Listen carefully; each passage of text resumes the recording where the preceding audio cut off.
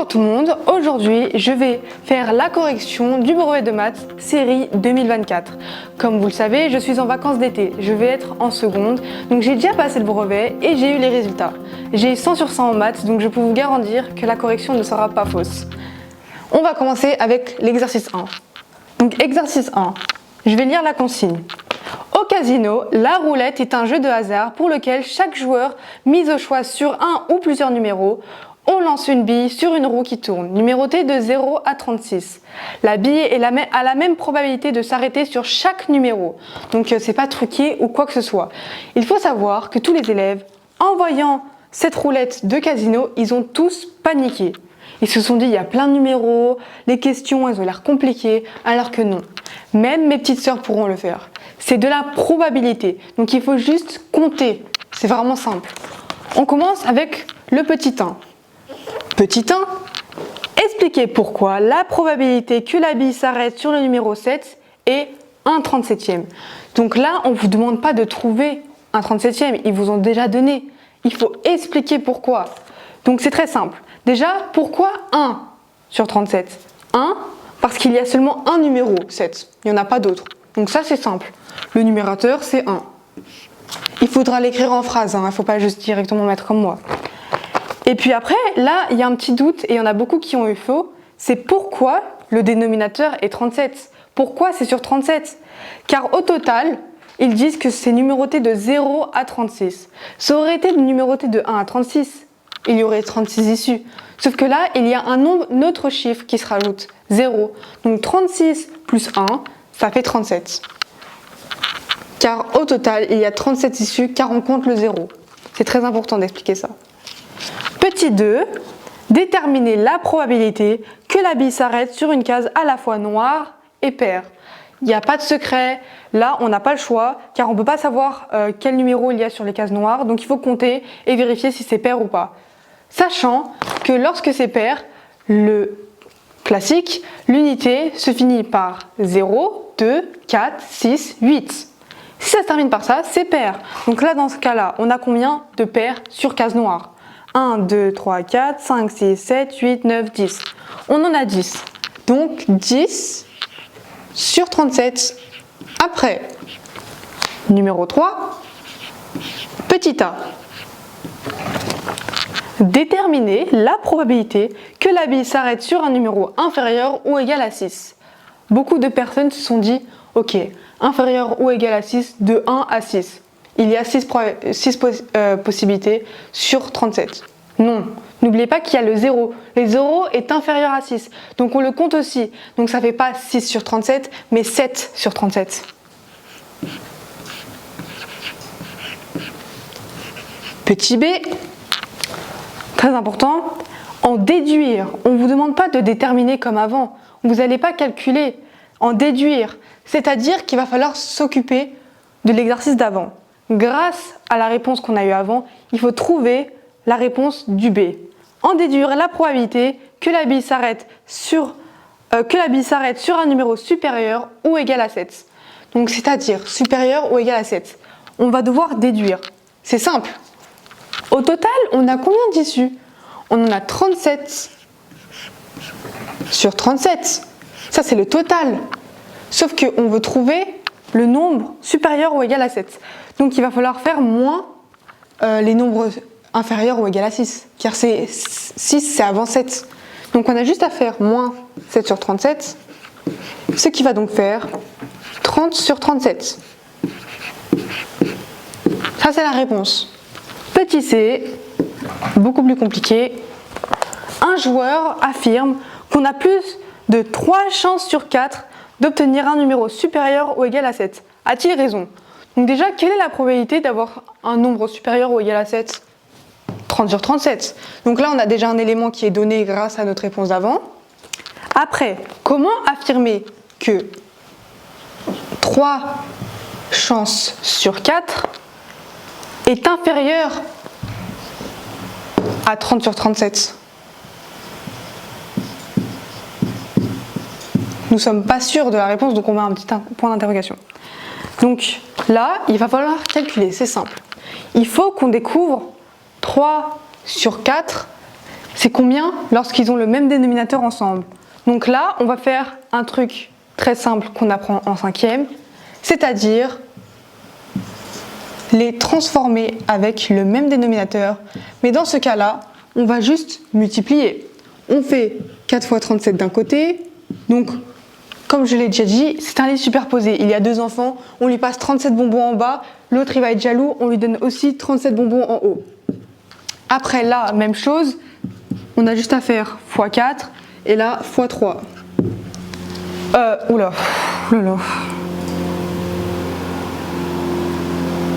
Oui, là on fait x4 x 4, car c'est juste le dénominateur.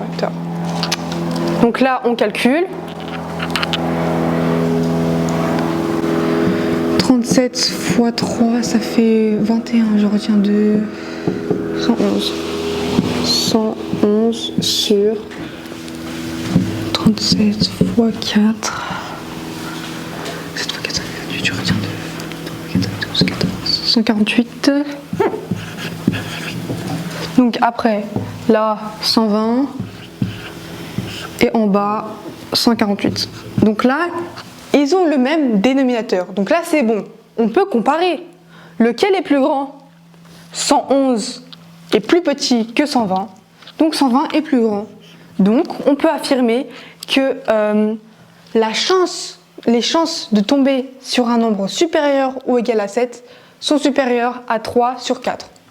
Donc là, c'est bon. On dit oui et on explique pourquoi.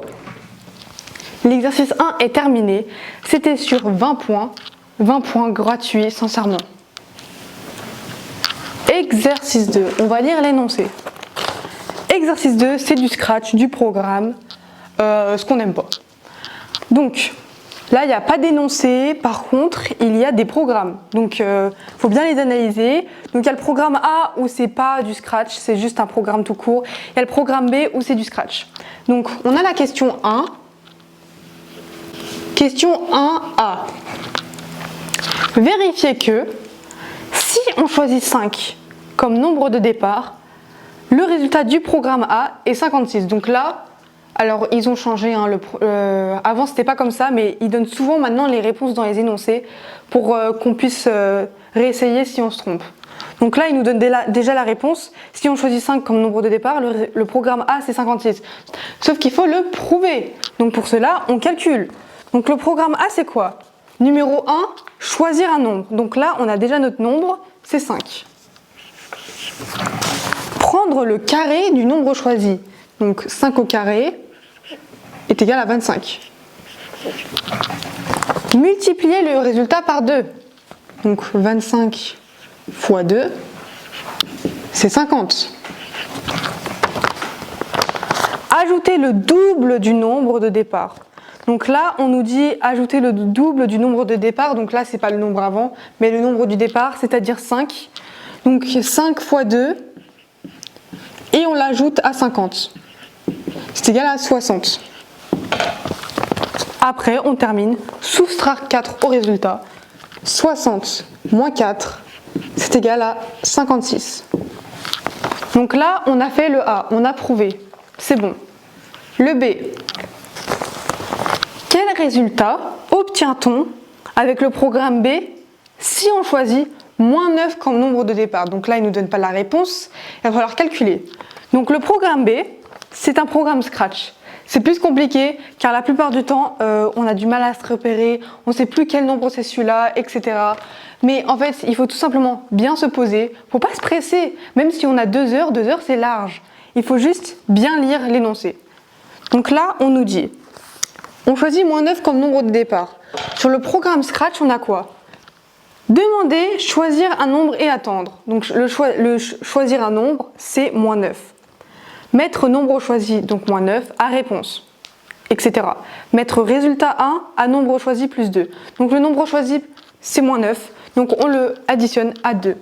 Plus 2, car ça c'est la première case du calcul. Mettre résultat 2 à nombre choisi moins 1. Ça c'est pas nombre choisi, ça c'est résultat 1. Donc on va pas prendre ce calcul-là pour le deuxième bloc. On reprend moins 9. Donc moins 9 moins 1.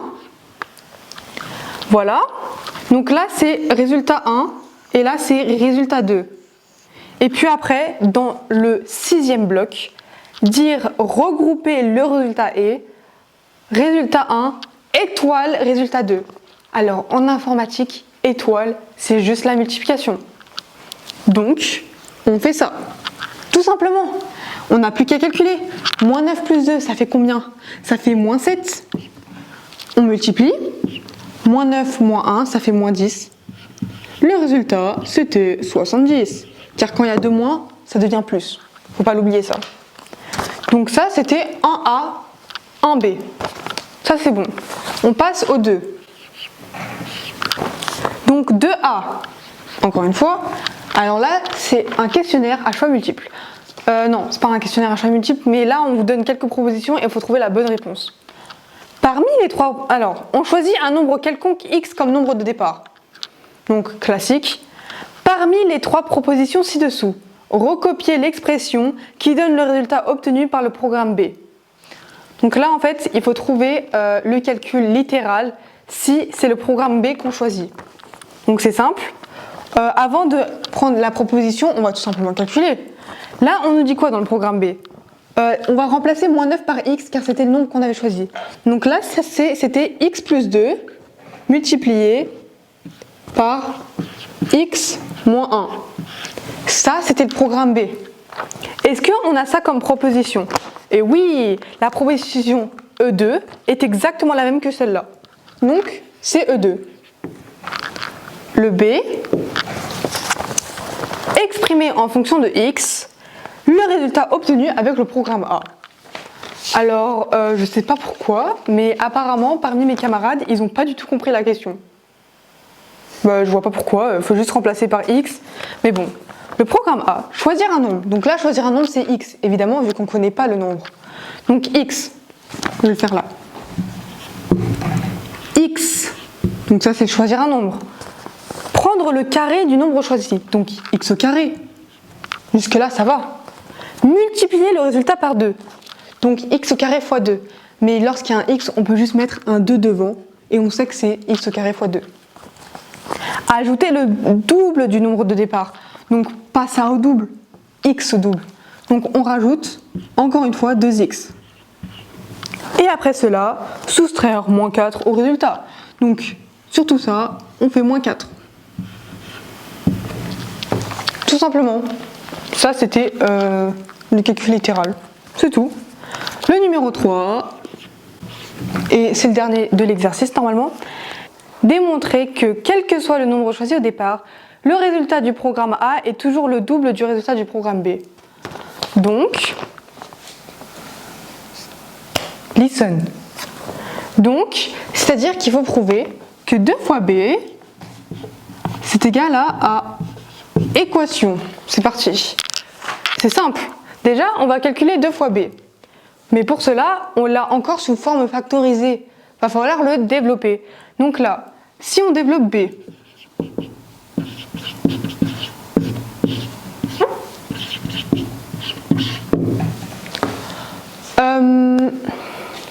on va juste faire le double arrosage. X fois x, x fois moins 1, 2x, moins 1. C'est égal à x au carré, moins x, plus 2x, moins 2. Ça, c'est quand on développe. Là, on a deux moutons. On a x quoi? X au carré, moins x plus 2x, ça fait plus x, moins 2. Sauf que là, on veut prouver que 2b est égal à a. Donc, il va falloir faire fois 2. Donc, ça, fois 2, c'est égal à 2x au carré plus 2x moins 4. Ça, c'est lorsqu'on multiplie fois 2. Donc, est-ce que c'est égal à A? A, on l'avait tout à l'heure. C'est celui-là. Donc, A est égal à 2x au carré plus 2x moins 4. Ça, c'est A. Tout à l'heure, on a fait 2b. 2b, c'est égal à quoi? C'est égal à 2x au carré plus 2x moins 4. Ils sont tous les deux égaux. C'est bon. On l'a prouvé. On va passer à l'exercice 3. Exercice 3. L'exercice le plus, celui qui compte le plus, parce que tous les exercices c'est 20 points, sauf celui-là qui compte 22. Et surtout, le plus compliqué de tous les exercices, car il y a du Thalès, tout ce qu'on n'aime pas, Pythagore, etc. Du moins, moi j'aime, mais les autres non. Donc, sur la figure ci-dessous, on a C est un cercle de centre O et de rayon 4,5 cm. Il faut que je vous le reproduise parce que sinon, sans ça, on ne pourra pas le faire. Donc, un cercle très simple. Hop, au milieu, on a le centre O. Nous avons un triangle, rectangle, non, pas rectangle. Chut, je suis en train de spoiler là. Oh. D, B et A. À l'intérieur de ce triangle, on a un petit triangle là, avec E et F. Nous avons quelques informations. Donc ça, c'est le cercle C. On a quelques informations. On sait que le cercle est de rayon 4,5 cm. Le rayon du cercle C est de 4,5 cm. Prochaine information, AB est un diamètre de ce cercle et D est un point du cercle. Donc là, on sait juste que D fait partie du cercle et que AB, c'est bel et bien le diamètre.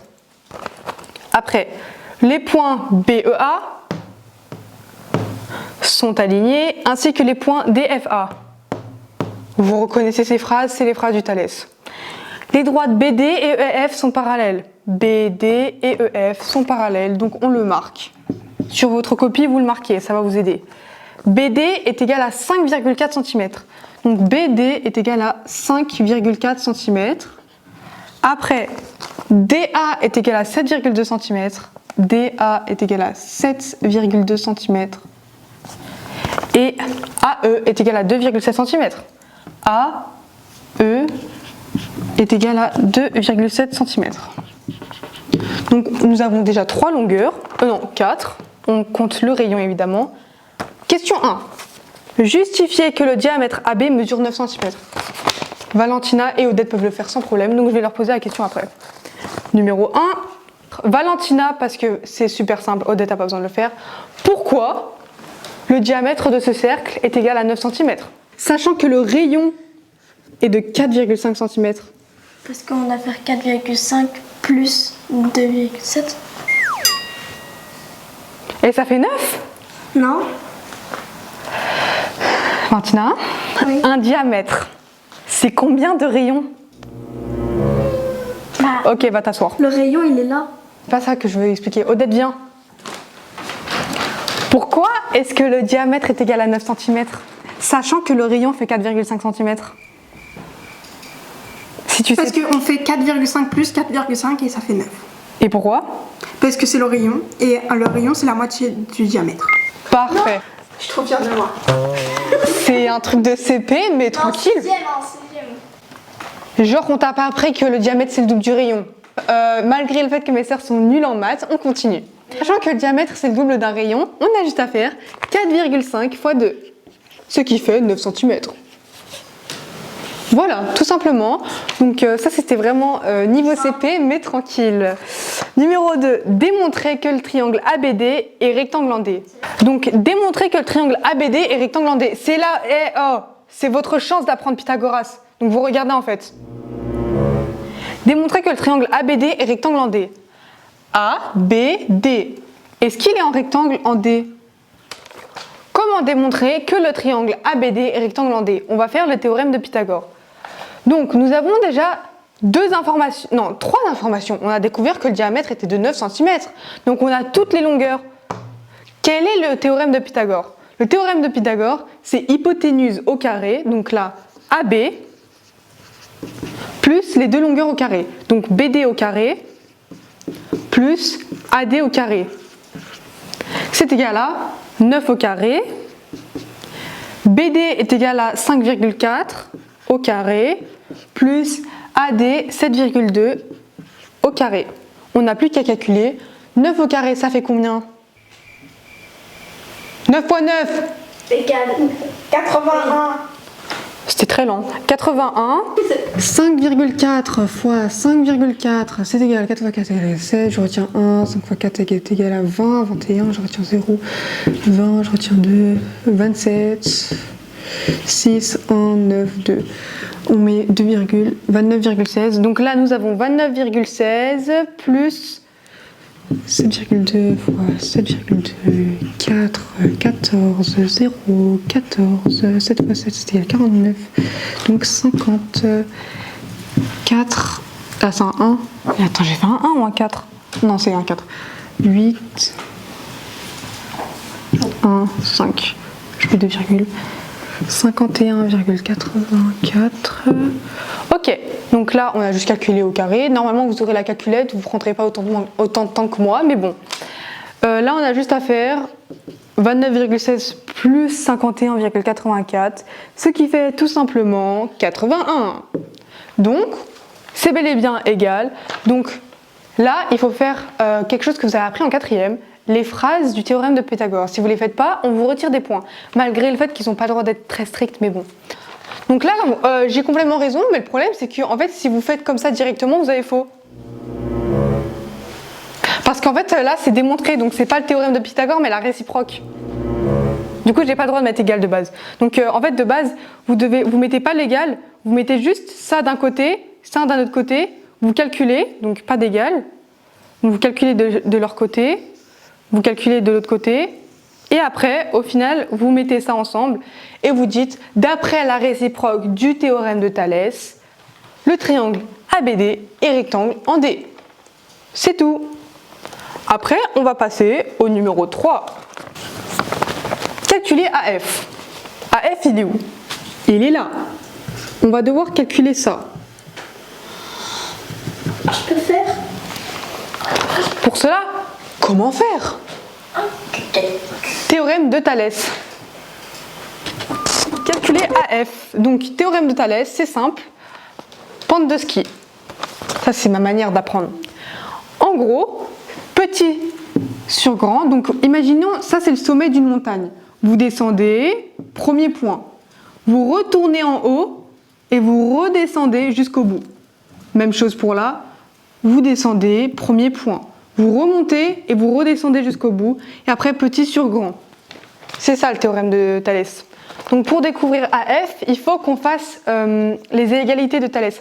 Donc au début, vous avez des phrases à faire. Donc les phrases, elles sont déjà données dans les consignes, mais ça ne veut pas dire que vous ne devez pas les écrire. Car si vous ne les écrivez pas, ça vous retire des points. Au début, il y a deux phrases à dire. Il faut dire, dans le triangle ABD, EF et BD sont parallèles. Et après, il faut aussi dire... qu'est-ce qu'il fallait dire déjà? Ah oui, et il faut aussi dire que les droites BA et DA sont séquentes en A. Il faut juste dire ça au début. Maintenant, on peut calculer. Donc, comme je vous l'ai dit, petit sur grand, donc AF sur AD est égal à AE sur AB est égal à EF sur BD. Ça, c'est le calcul. Maintenant, il faut savoir des trucs. C'est qu'on a des valeurs qui nous manquent. On n'a pas EF, on n'a pas AF. Et AF, d'ailleurs, c'est ce qu'on cherche. Donc, c'est pour ça que c'est comme ça qu'on va pouvoir trouver les valeurs. Donc, AF est égal à combien? On n'a pas la réponse, car c'est celui qu'on cherche. AD est égal à combien? AD est égal à 7,2. AE est égal à combien? 2,7. AB est égal à combien? 9. On l'a vu tout à l'heure. Hein. EF est égal à combien? On n'a pas. Et DB est égal à combien? 5,4. Donc on va trouver AF. Comment? Produit en croix. Chose qu'on a appris en 4e ou en 5e même. Donc Odette, ici. Au tableau.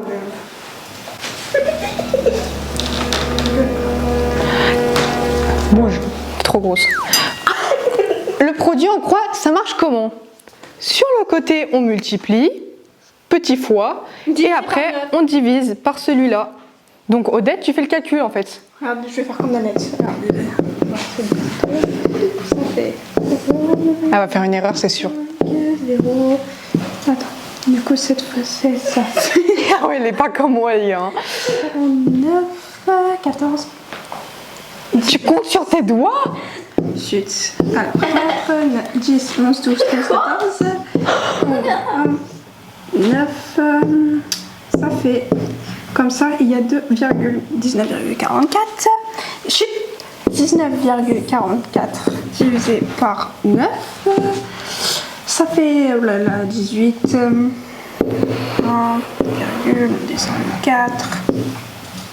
T'as pas vu ça? 1. 14 moins 9. 5. Quoi? Ouais, bah oui, c'est comment ça 3? C'est 5, pardon. 6. Tu vas pas me dire que c'est 216 la réponse. Non, puisqu'il y a il y a 2 virgules. Et donc ça fait 2,16 cocottes. Tiens, t'as vu comme je suis forte? Alors, au vu de la manière dont elle a calculé, je ne suis pas du tout confiante, donc je vais le faire moi-même pour vérifier au cas où.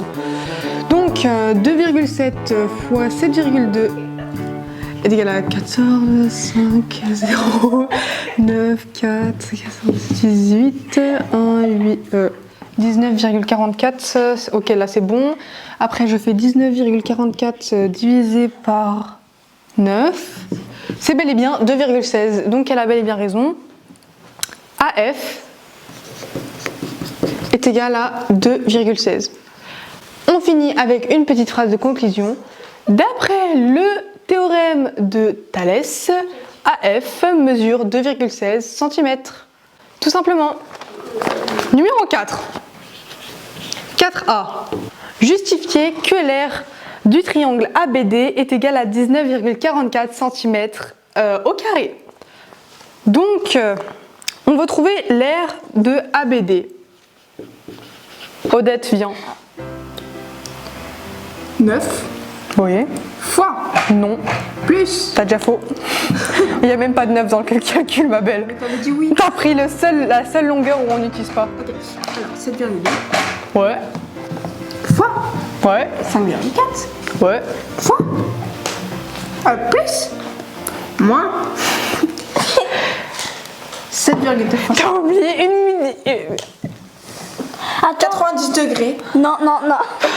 Tout ça fort à la vérité. Qu'est-ce que tu fais, toi? Depuis tout à l'heure, elle veut calculer un truc alors que ça, c'est 9. Mais On a dit- Comment on calcule un triangle rectangle?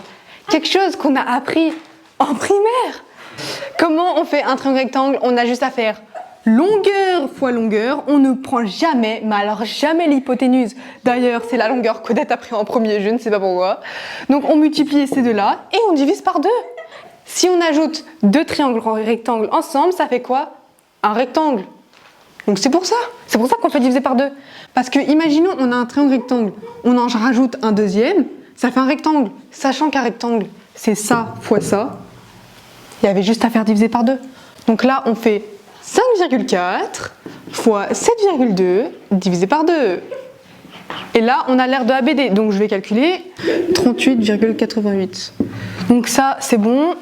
Et après, on fait 38,88 divisé par 2, c'est égal à 19,44.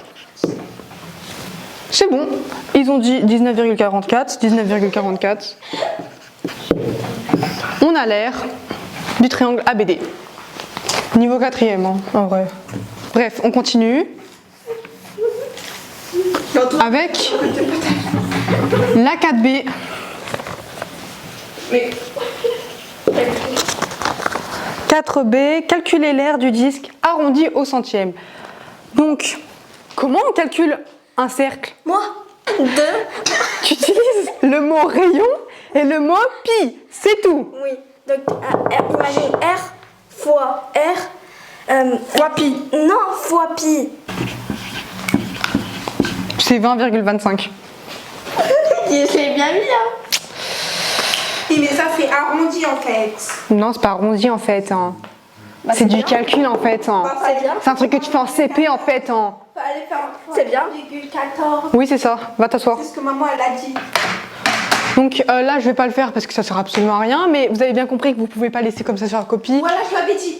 Vous faites le calcul et vous arrondissez au centième. Qu'est-ce que ça veut dire arrondir au centième, Odette? Ça veut dire qu'il faut arrondir 20,25 au 5 là.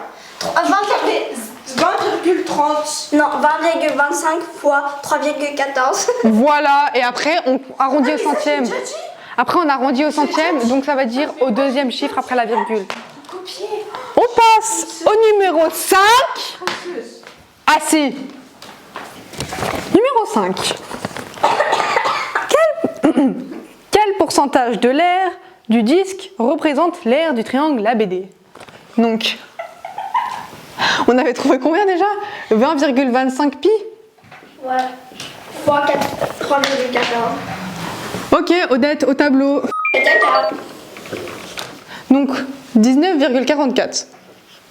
Ça, c'est l'air du triangle ABD. Maintenant, on a l'air du cercle. Donc, on va, comme ils l'ont dit, arrondir au centième. Donc, on arrondit à là, ce qui va dire que c'est environ 63,59. Donc, 63,59 est égal à l'air du cercle, l'air de C. Donc, là, on a l'air du cercle. Là, on a l'air du triangle. On va trouver quel pourcentage. Et ça, là, ça, c'est quel pourcentage du cercle.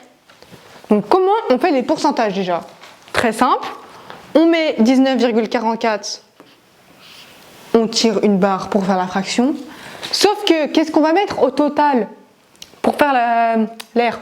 Là, on va calculer quoi? Le triangle par rapport à quoi? Par rapport au cercle. Donc, c'est le cercle qui est en dessous. 63,59. Après, on multiplie par 100, car c'est pourcentage. Dans pourcentage, on entend quoi? On entend 100. Allez hop, on continue. 19,44 fois 100, ça fait 1944. Divisé par 63,59, on calcule, on calcule. Ça fait environ 30,57. Est-ce qu'on nous dit d'arrondir? Non. Donc moi, parce que j'en ai envie, on va arrondir au dixième, donc ce qui va faire 30,6. On va re-arrondir à l'unité parce que j'ai pas envie, parce que j'ai envie. C'est 31%. Le triangle, c'est 31% du cercle. Voilà, on passe à l'exercice suivant. Et l'exercice suivant, toutes mes sœurs vont le faire parce que c'est trop simple. Exercice 4. C'est un QCM sur 18 points. C'est celui qui compte le moins, mais celui qui va vous rapporter le plus. Car c'est simple. Voilà, tout simplement. Tout le monde me l'a dit et même moi je l'ai trouvé super simple. Donc c'était easy peasy. C'est un questionnaire, vous l'aurez en photo, vous verrez. Donc le numéro 1. On considère la... En fait, ils peuvent pas parce qu'ils savent pas les fonctions, mais c'est super simple. On considère la fonction f définie par fx est égal à 3x moins 2. Quelle est l'image 2 moins 4 par cette fonction? Quelle est l'image 2 moins 4? Alors, on se rappelle très bien que antécédent c'est x et image c'est le résultat. Donc, quelle est l'image de moins 4? C'est-à-dire que si on utilise moins 4, quel sera le résultat? 3 fois moins 4, ça fait moins 12. Moins 2, ça fait moins 14. L'image de moins 4, c'est moins 14. Donc, c'est la réponse A. Donc, on va mettre sur le côté 1 est égal à A. Numéro 2. Combien vaut moins 5 au cube? Je dois faire quoi? Bah, calcule moins 5 au cube. C'est quoi? Alors, moins 5 au carré, c'est moins 5 fois moins 5. Moins 5 au cube, c'est moins 5 fois moins 5 fois moins 5. Donc en vrai... Donc en bref, tu calcules moins 5 fois moins 5 fois moins 5. Je préviens fait quelque chose 15, de... Shut up. moins 15. Oh, va t'asseoir, tu sais quoi, va t'asseoir. Je préviens quelque chose d'extrêmement important. C'est que lorsque c'est entre parenthèses, c'est moins 5 fois moins 5 fois moins 5. Sauf que, imaginons, c'était pas en parenthèse. Imaginons, on avait ça. Imaginons, on avait ça. Ça voudrait dire qu'il faut faire ça. Là, c'est moins 5 fois moins 5 fois moins 5 car c'est en parenthèse, sauf que s'il n'y a pas de parenthèse, c'est que le moins 5 il va apparaître qu'une seule fois et le reste, il n'y aura pas de moins. Juste, je préviens. C'est une question un petit peu piégeuse. Donc là, on calcule. Moins 5 fois moins 5. Ça fait 25. Fois moins 5. Moins 125. La réponse, c'est A. Le numéro 3, personne ne peut le faire parce que personne ne connaît les translations ici. Mais bon, c'est pas grave. Donc, on a des points. On a un point là, un point là, un point là, un point là, un point là, un point là, un point là, un point là, un point là, un point là, un point là, un point là. On a B, on a C, on a G, on a H. On a A, D, Laurent. Non, je rigolerai. On a J, on a I, on a F, on a E, on a L et on a K. Quelle est l'image du point J par la translation qui transforme C en A? Donc, c'est-à-dire, là, on a la translation C en A, c'est-à-dire que ça va faire comme ça. Si on fait la même chose, mais avec J, quelle sera la lettre? Donc là, on a J, on fait la même chose. CE. Donc, c'est la réponse B. Numéro 4, encore des fonctions. Quel est l'antécédent de 3 par la fonction f? Bref, on va dire que c'est de très magnifiques carreaux qui sont extrêmement catastrophiques, mais ça va aller. Ça passe par là. Donc, il y a une droite qui passe par 3 et qui passe par là, là. Bon, elle n'est pas très droite, ma droite, mais c'est ça là. Bref, ça c'est la droite de la fonction. Quel est l'antécédent de 3 par la fonction f? Petit rappel très important. Antécédent, c'est où? C'est horizontal, c'est antécédent. Vertical, c'est image. Quel est l'antécédent de 3? 3, c'est-à-dire qu'on cherche son antécédent. Les antécédents, c'est où? C'est là. Donc, il faut trouver l'antécédent de 3. Donc, là, on a 3. Quel est son antécédent? C'est 0. Parce qu'il n'a aucun truc qui passe là. Il est sur la ligne, donc c'est 0. Donc 0, c'était la C. Numéro 5, Odette va le faire. J'espère que tu connais la médiane. On mesure des tailles en mètres de cet élève. La taille d'Odette, elle n'est pas là car elle est trop petite. Mais bon. Donc on a 1,46. 1,65, 1,6, 1,62, 1,7, 1,67, 1,75. Quelle est la médiane en mètres de ces tailles? Je te laisse faire. Non, mais je sais c'est quoi médiane. Bah déjà tu mets dans l'ordre croissant, non? Bah oui. C'est la base quand tu fais la médiane. Oui, je sais. Bien sûr que je savais. On y croit tous. Ouais. Ok, et maintenant comment tu fais pour trouver la médiane? Tac, tac, tac, tadam. Tu sais pas. Ah si. J'ai pas fait la médiane. T'es censé savoir. Alors, je suis de retour. Comment on calcule la médiane? On met en ordre croissant tous les chiffres et puis on prend le nombre du milieu. Donc là, 1, 2, 3. Là de l'autre côté, 1, 2, 3. C'est celui-là le milieu. Donc 1,67, donc c'était la réponse B. Numéro 6. Ça, c'est de la trigonométrie. Personne ne peut savoir sauf moi. Là, on a B. B est égal à alpha. Là, on a alpha. On nous demande, dans le triangle ABC rectangle A 6 contres, qui n'est pas en vraie grandeur, quelle est la valeur de cosinus alpha? Donc là, on veut trouver la valeur de cosinus alpha. Technique que tous les profs de maths utilisent pour 12 milliers, mais tranquille. Parfois, quand on est juste tranquillement en cours, quand ils vous apprennent la trigonométrie, si vous parlez trop, ils vous disent casse-toi. Sauf qu'en fait, c'est juste une blague qu'ils aiment bien faire, que je trouve très floppeuse, mais tranquille. Parce que pour retenir cosinus, sinus et tangente, on dit casse-toi. Trop stylé. Cosinus est égal à adjacent sur hypoténuse, sinus est égal à opposé sur hypoténuse et tangente est égal à opposé sur adjacent. Donc là, on va utiliser cosinus parce que là, c'est un cosinus. Donc adjacent sur hypoténuse. Il est où l'adjacent? Adjacent, c'est quand c'est du même côté que l'angle. Là, c'est l'hypoténuse. Donc là, on a déjà l'hypoténuse, c'est 5. Et donc l'adjacent, c'est 4, car c'est du même côté. 4 divisé par 5, ça fait 0,8. Réponse A.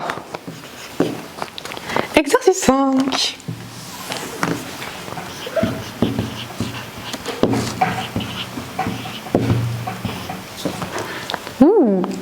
Un club de natation propose un après-midi découverte pour les enfants. Partie A. La présidente du club veut offrir des petits sachets cadeaux tous identiques contenant des autocollants et des drapeaux avec le logo du club. Stylé! Elle a acheté 330 autocollants et 132 drapeaux et veut tous les utiliser. Elle veut pas en laisser, elle veut tous les utiliser. Elle veut que dans chaque sachet, il y ait exactement le même nombre d'autocollants et que dans chaque sachet, il y ait exactement le même nombre de drapeaux. 1. Pourquoi n'est-il pas possible de faire 15 sachets? Sachant qu'on ne veut pas en laisser et qu'ils doivent tous être avec le nombre identique. C'est simple. On a 330 autocollants. Donc 330 autocollants. Et on a 132 drapeaux. On veut faire 15 sachets. 330 divisé par 15. Est-ce que c'est possible? Oui. Ok, très bien. On peut faire 15 fois... 160. Non. Quoi? Bah vas-y, réponds. Bah, c'est facile. 21. Non. Je sais pas. 6. 6. C'est une blague. Je sais pas. 22. 15 fois 20, ça fait 300. 15 fois 2, ça fait 30. 300 plus 30, ça fait 330. Et là, 132, ce n'est pas divisé par 15. Donc, c'est pour ça qu'on peut pas. Parce qu'il y en a un des deux qui n'est pas divisé par 15. Donc il en restera, sauf qu'elle veut tous les utiliser. Parce qu'elle pense que c'est du gaspillage. Mais bon. Enfin, on n'en sait rien, ça, mais bon. Bref. Numéro 2.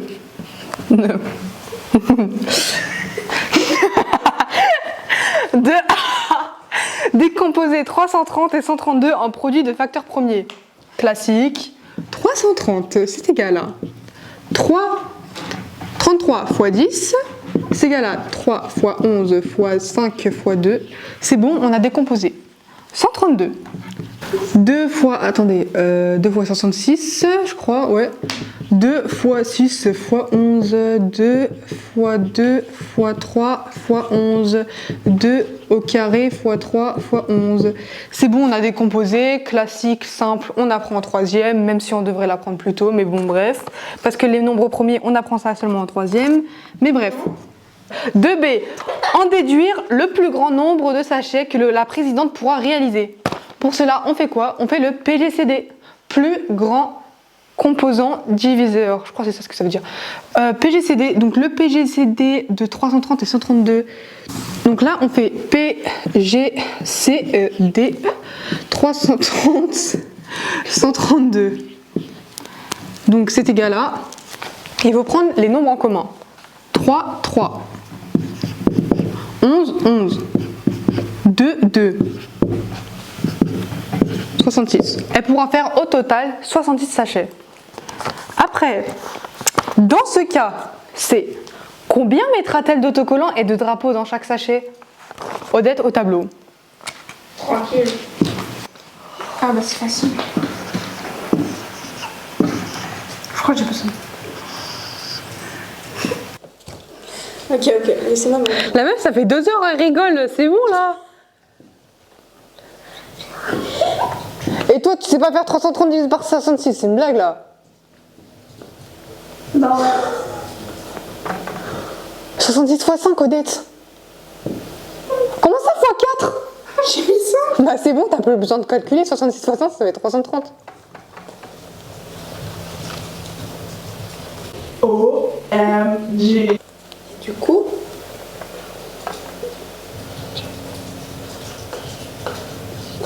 est le résultat. Et le nombre de drapeaux? Ah oui, mince. 132 divisé par 66, Odette. Laisse-moi tranquille. Odette, 66 fois 2, ça fait 132. Bah oui, c'est ce que j'allais faire. Et pourquoi tu continues la division si tu connais la réponse? Parce que je mets un 0. AD. Laurent. Ok, va t'asseoir. Done. Partie B de l'exercice 5. La piscine, ok, piscine, let's go. Moi. Non. Ah, j'ai rien araignée, elle va faire ça. Donc là, on a une petite piscine, les gars. La piscine a la forme d'un pavé droit représenté ci-dessous. Elle est remplie au 9/10 du volume. Alors, est-ce qu'il est en train de se barrer? Non. Ok. Alors, je ne sais pas pourquoi. Ben, vraiment pas. Mais les élèves de la 3e ont oublié que c'était rempli au 9/10. Ils ont cru que c'était rempli à rabord. Est-ce que vous avez déjà vu une piscine remplie de rabord de chez Rabord? Oui. Toi. Alors, regarde. Alors, ça c'est un verre d'eau, ma belle. Ok, donc tu fermes ta bouche maintenant. Bref, on a quelques informations. Là, on sait que c'est 2 mètres. Là, on sait que c'est 15. Et là, on sait que c'est 25. Sachant qu'on l'a rempli au 9/10 du volume. Sachant que 1 mètre cube d'eau, c'était égal à 4,14 €. Je savais pas que c'était aussi cher, mais bon, bref. Combien coûte le remplissage de la piscine? Arrête de faire. Bref, donc déjà, il faut savoir l'air, le volume total de la piscine. Tu sais comment faire? Bah oui. Viens là. Évidemment.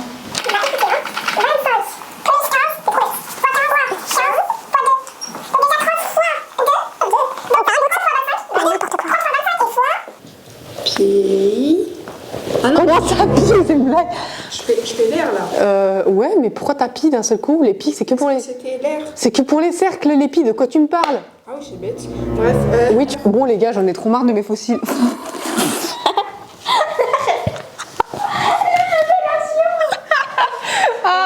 C'est qu'elle a pas de cils. Non, la vérité, ça me fait trop mal. Ah, j'ai l'impression que je revois, genre, j'étais aveugle là. Mais t'es... Tu peux mettre tes lunettes si tu veux. Ah, j'avoue. Parce que je sais, je peux te remarquer. Comment on fait le volume du rectangle? Passe-moi le truc. Non, non, non.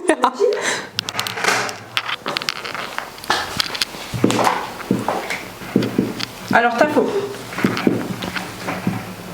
Bravo, Valentina. Il n'y a pas de pie quand il y a un carré. J'ai pas dit que c'était... Bah, c'est la piscine.